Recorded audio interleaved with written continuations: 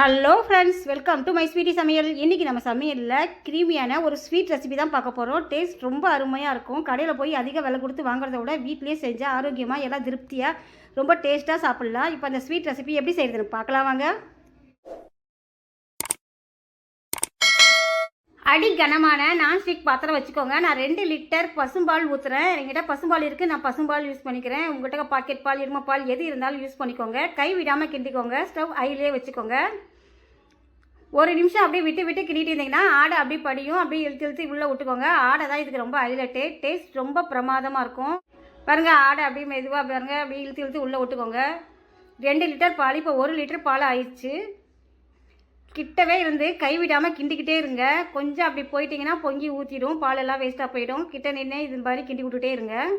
ஆடையெல்லாம் அந்த கரண்டி வச்சு நல்லா அப்படியே குத்தி குத்தி விடுங்க. அப்போ தான் நமக்கு சாப்பிட்றதுக்கு நல்லா டேஸ்ட்டாக க்ரீமியாக இருக்கும்.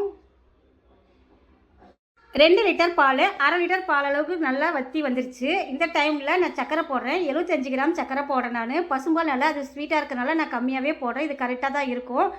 சக்கரை உங்கள் டேஸ்ட்டுக்கு தகுந்த மாதிரி கூட்டவோ குறைக்கவோ சேர்த்துக்கோங்க. நான் குட்டி குட்டியாக பாதாம் கட் பண்ணி வச்சுருக்கிறேன், அதையும் போட்டுடலாம்.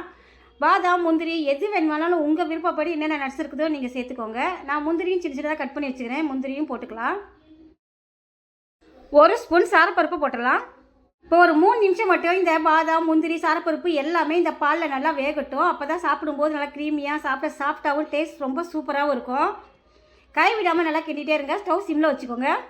க்ரீமியான பாசுந்தி ரெடி ஆயிடுச்சு. இதை ஒரு பவுலுக்கு மாற்றிக்கலாம். மிச்சம் இருக்கிற பாதாம், முந்திரி, சாரப்பருப்பு மேலே போட்டுக்கலாம். டேஸ்ட் ரொம்ப சூப்பராக இருக்குது. ரொம்ப க்ரீமியாக கடையில் போய் அதிக விலை கொடுத்து வாங்குறத விட வீட்டிலே செஞ்சால் ஆரோக்கியமாக எல்லோரும் ரொம்ப விரும்பி சாப்பிடுவாங்க.